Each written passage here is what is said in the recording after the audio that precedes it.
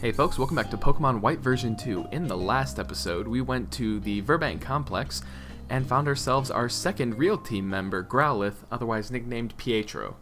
And in this episode, we're going to tackle the Virbank City Gym.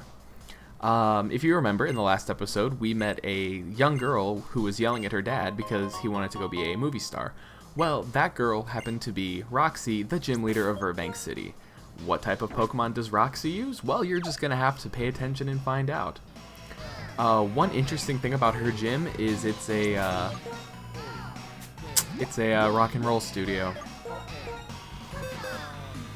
So you can actually hear in the background they have a vocal track that they have put together for this specific gym, and it's fantastic. Just listen.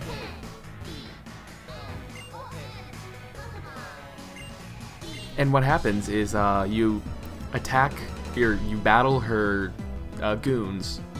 And I think you can just attack her.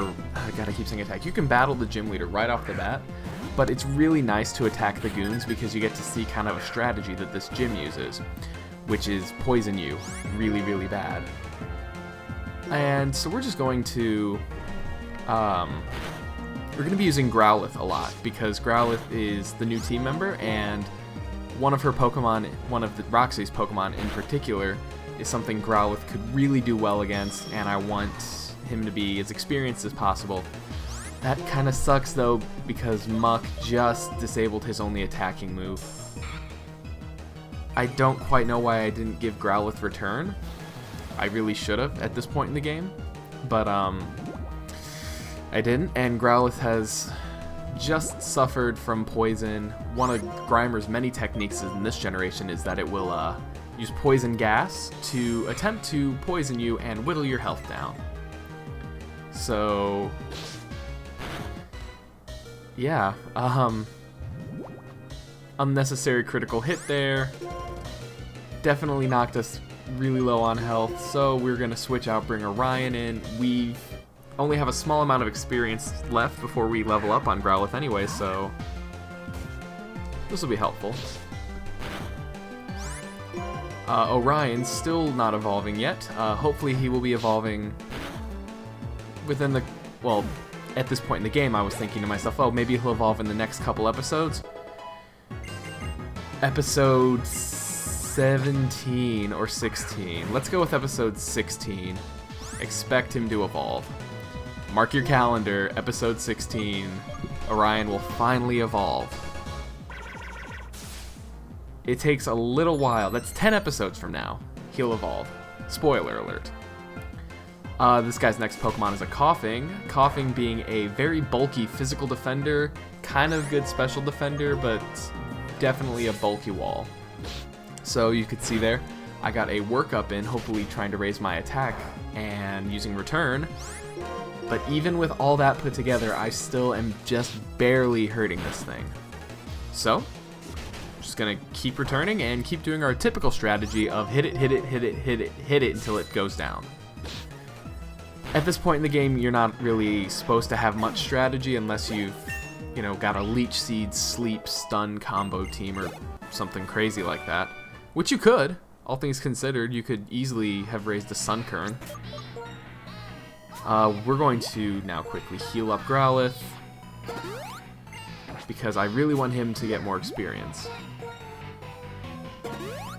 And if you heard, if you're listening to the background music, the male voice has dropped out. Since we beat the male guy, since we beat the male trainer, his voice dropped out, and his drums. And you can only assume that once we take out this guitarist, Billy Joe, once we take out this guitarist, her part will go out. Now right there we have a Venipede, which is a bug poison type, and it is probably one of the absolute best bug types that they have ever come up with in Pokemon. It is bug poison, like I said, so it kind of follows Kakuna and Silcoon, or Cascoon, I guess.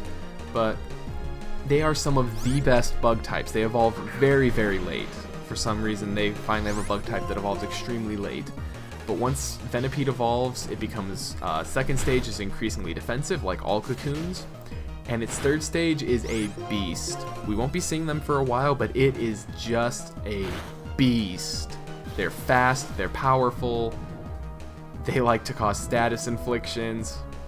They're fantastic. I cannot recommend enough using one.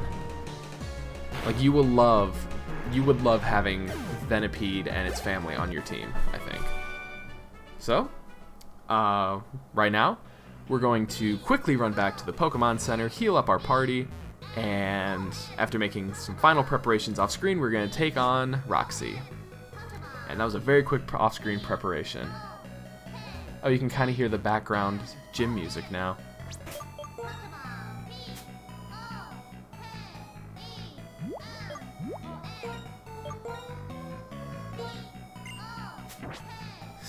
Poor girl. Alright, so this is Roxy, the Poison-type gym leader. Roxy was introduced in Black and White 2 as one of the replacement gym leaders like Charon was for this half of the region. She'll start out her team with a Coughing as we have seen before being a very physically defensive wall, and very especially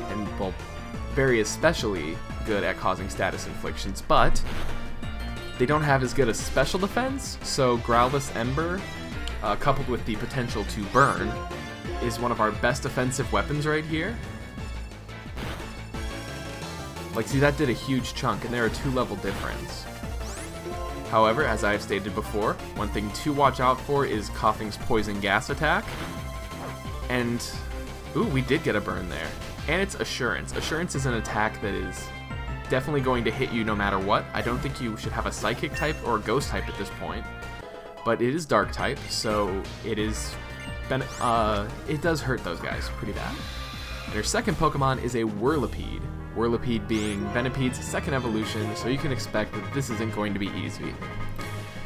I definitely should have healed here, but I tried to go in getting as much damage off as possible.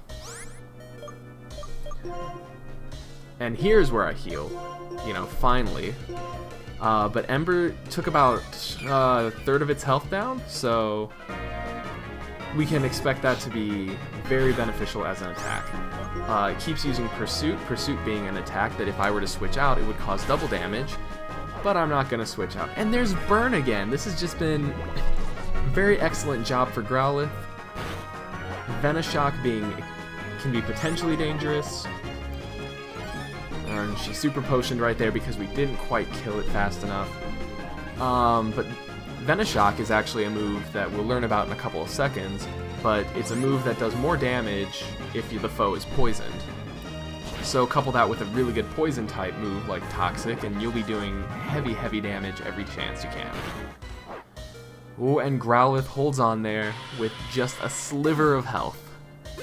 But Growlithe has done it. He has beaten his first gym all by himself.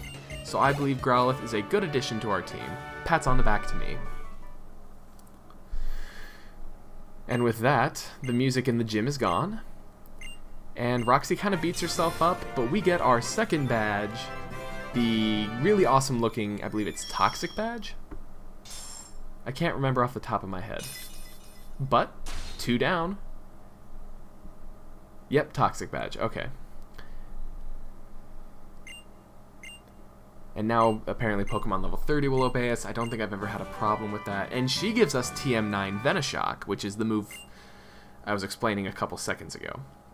All in all, this is definitely a great addition to the Pokemon gym line. There has not been a Poison-type gym that has been this early in the game. The only other one was Koga and Janine in Gen 1 and 2. And I really enjoy that they give you the opportunity to go up against Poison types at a very early level, so that they're still difficult, but they're not ridiculously hard. They don't have access to Toxic and Sludge Bomb and all those great moves. But with that, we actually get an invitation to go to Pokestar Studios, which begins the most ridiculous side quest ever. So, we're going to go heal up.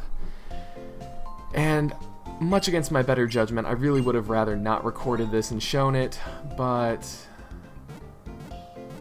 next time on Pokemon White version 2, we are going to be tackling the Pokestar Studio, everyone's favorite thing, so I will see you guys then.